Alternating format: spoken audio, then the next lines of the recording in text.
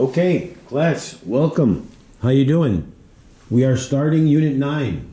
We're talking about, and where are we? We are located on page 674, okay? 11-1, permutations and combinations. This unit is about probability and different ways of determining probability, okay? So, we're going to look at four things. We're going to look at the fundamental counting principle, permutations, here's the formula, order matters.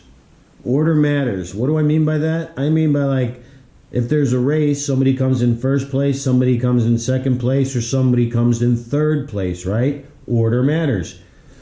If it was winning a lottery and first place was $1 million and second place was $1,000 and third place was $5, obviously order matters, right? But if 5 people were going to be chosen to go on a trip, well, who cares who was first? If all 5 are going, it doesn't matter who's first. You're all going as a big group.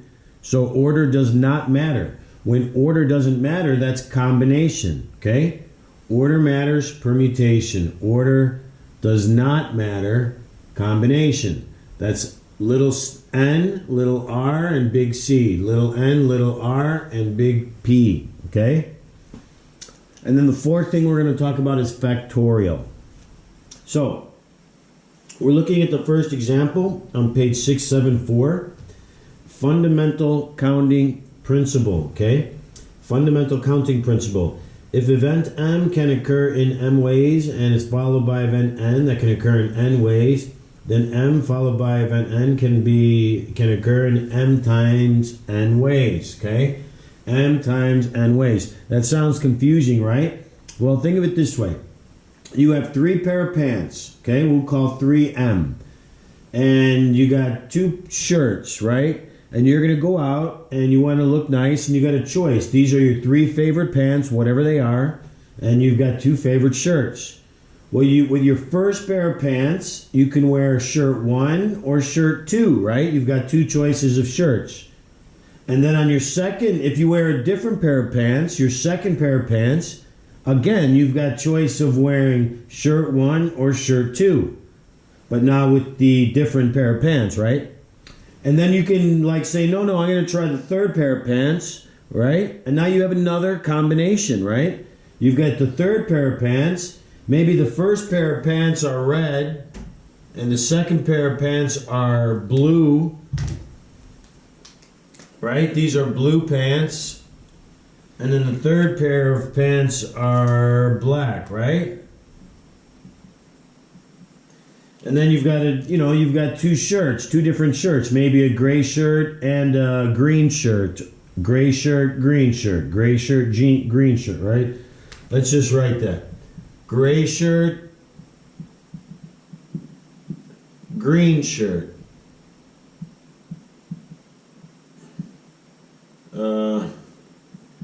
Gray shirt, green shirt, gray, maybe I should have used different, not GG, green. Right, so these are all your combinations. Red pair of pants with gray shirt, red pair of pants with green shirt. Blue pair of pants with gray shirt, blue pair of pants with green shirt. Black pair of pants with gray shirt, black pair of pants with green shirt. So how many combinations do you have? Well, the 3 pants times the 2 shirts is 3 times 2 is 6. So you have 6 possible combinations. 1, 2, 3, 4, 5, 6, right? Okay? So let's look at problem number 1 using the fundamental counting principle. They have the example on the top of page 675. They have a license plate right here, right? They have FHV 194. Well, I got it right here. FHV 194. Instead of thinking of it as a license plate to a car, right? Think about it as like this wheel thing that I'm going to spin. And this first one, it spins its own, amount of speed. And then this next one, this is a wheel and it spins at its own speed. The third one, so they all spin at different speeds, right? They do not spin together. And what are the chances of this one stopping on F, this one stopping on H, this one stopping on V, this one stopping on 1, this one on 9, and this one on 4, right? As each one of these things are being spun at their own rate. Well, this F is in the alphabet, in the U.S. alphabet, or it's more than U.S., right? Whatever. It's in the alphabet.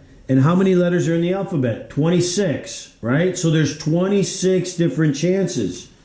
So this guy has 26 different chances, right? If I get an F, that's 1 in 26. What if this stops on an A? 1 in 26, right? So whatever letter, to land on an F, it's a 1 in 26 chance. Well, what about the second row and it's spinning on its own? To land on an H, right? Again, this is the alphabet. There are 26 letters in the alphabet, right? So there's another 26. Because this guy is its own wheel and that guy is its own wheel. And then you've got letters again. And we know there are 26 letters. So there's a 1 in 26 for that individual row, right? Same thing with the green, right? 26. But then look, now we get to numbers, right? Well, numbers are different because there's how many numbers, single digits? There's 10 of them, right? 0, 1, 2, 3, 4, 5, 6, 7, 8, 9. So that's 10 numbers, right? If we include 0. So that means for this guy spinning, there's a 1 in 10 chance. And then here it is again with numbers, and there's 10 numbers. So this guy has a 1 in 10 chance. So what's the probability of it landing on this? So that's why they show you the license plate here. They've got 26 times 26 times 26 times 10 times 10 times 10. Oh, I'm missing one. Oh, okay. So there's one more over here I forgot to draw. Right? And it has numbers. What's that? FVH 194. 1, 2, 3, 4, 5, 6. Oh, I'm sorry. My bad. See, I screwed up. There's 10, right? 10. Okay? 26 times 26 times 26 times 10 times 10 times 10. Just like in the book.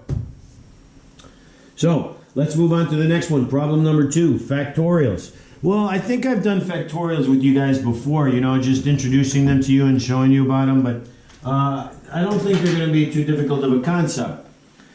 The proof or theorem behind it is, okay, factorial is, oh, I forgot, we had to do problem B for the first one, right? Well, same thing here, right? There's a 4, a 3, a 6, and a 7. We're not talking about Maryland, that's a state in the U.S., and we're not talking about the year, so don't worry about this. That is not like the license plate. This is the state and the year of the nation when it came, or something like this, I don't know.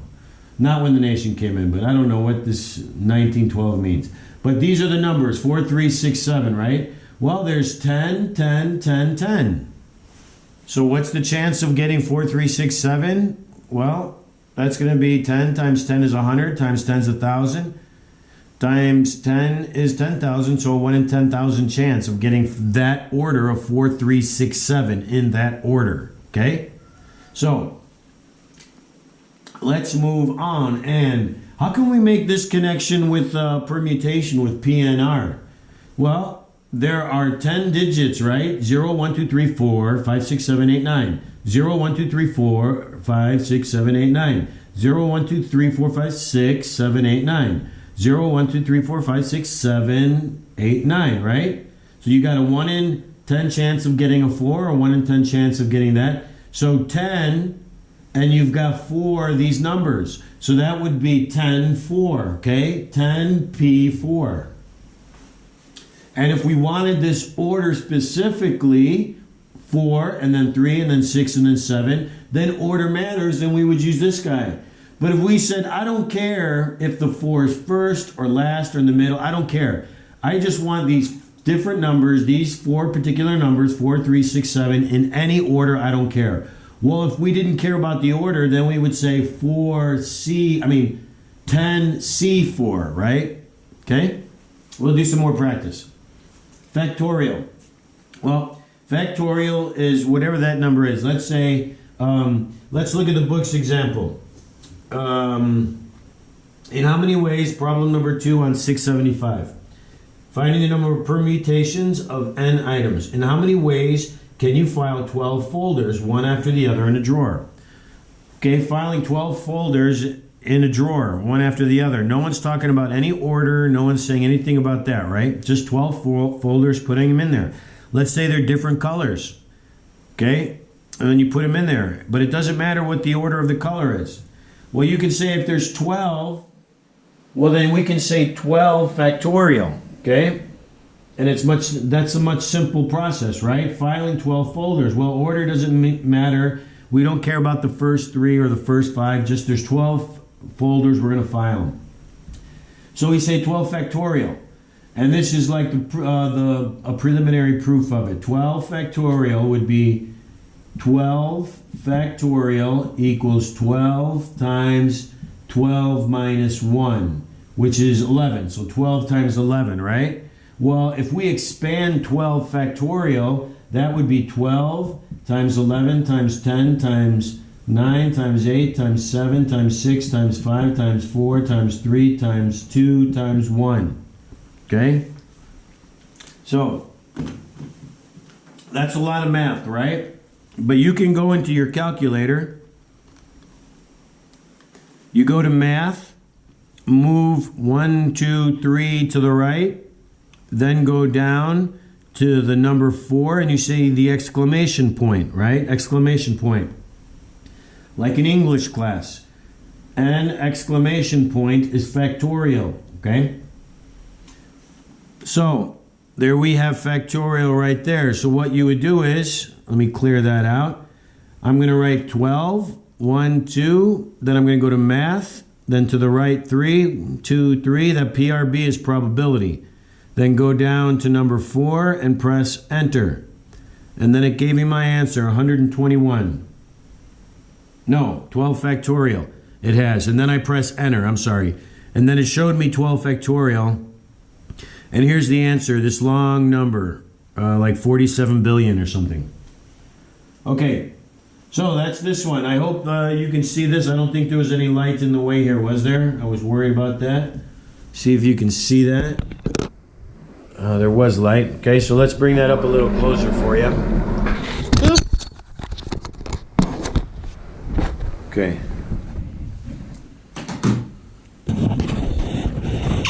So, let's do that again. Factorial, right? And with an exclamation point. So 12 factorial would be equal to 12 times 12 minus 1 factorial. But you don't really care about this part right now. That's just trying to prove to you and show you why it works. But if we're filing 12 folders and we don't care about the order, then we write 12 factorial, which is 12 times 11 times 10 times 9 times 8 times 7 times 6 times 5 times 4 times 3 times 2 times 1. So I can give you another example. What is 4 factorial? 4 factorial is 4 times 3 times 2 times 1. What is 8 factorial? 8 times 7 times 6 times 5 times 4. It's that number times every number less than that by 1 until you get to 0. And that's factorial. What is 3 factorial? 3 times 2 times 1. Okay? So, special note, 0 factorial equals 1. 0 factorial equals 1. Okay, now,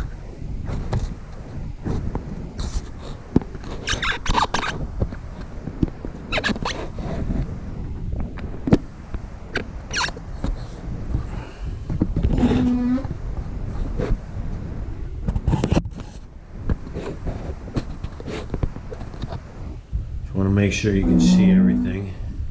I know there's a little glare in there, right?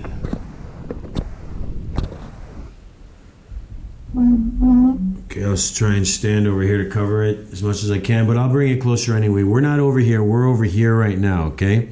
So let's look over here. This is, we just finished problem number 2. Now we're doing page 676 on the top, key concept, number of permutations. So now we're doing some permutations, right? And permutations is our formula, NPR. Okay. Okay, you can expand NPR to its formula, which is n factorial divided by the quantity n minus r factorial. So let's look at an example. Okay, special note. R has to be greater than 0 and less than n. Okay, so let's look at example 1. 10 permutation 4. So I substitute, right? N is on top. And then n minus r, n minus r, n r, n r, right? 10 factorial over 10 minus 4 factorial. Well, 10 minus 4 is 6, so 10 over 6 factorial. Now, you've got two choices. You can expand it, right? 10 factorial is 10 times 9 times 8 times 7 times 6 times 5 times 4 times 3 times 2 times 1. 6 factorial is 6 times 5 times 4 times 3 times 2 times 1. You can multiply this. You can multiply this. Right? Get a big number over here equals a big number over a big number. Or you can cancel out, right? 2 over 2, 3 over 3, 4 over 4, 5 over 5, 6 over 6, 1 over 1, right? Well, look, all we're left with right now is 10 times 9 times 8 times 7. Okay? So if you look here, 10 times 9 times 8 times 7. So instead of doing that whole long process, and instead of multiplying to get a big number, we just say 10 times 9 times 8 times 7 times 6, and then we stop, 6 factorial. We try and find the same as what's on the bottom. We know this 6 is going to expand to 1. We know this 6 is going to expand to 1. So why do the expansion? Just make them the same, cross them out, because anything over itself is 1. That leaves us with 10 times 9 times 8 times 7. Okay, that's 5,040. You can put this in a calculator. Okay, we're going to go over how at the end on how to put it in a calculator. I've got it written on the board for you. So let's look at problem number 3. We can use the fundamental counting principle. Okay, here's problem number 3. The fundamental counting principle, remember we said 3 pair of pants and 2 shirts, right? Well, problem number 3, it talks about 10 students are in a race.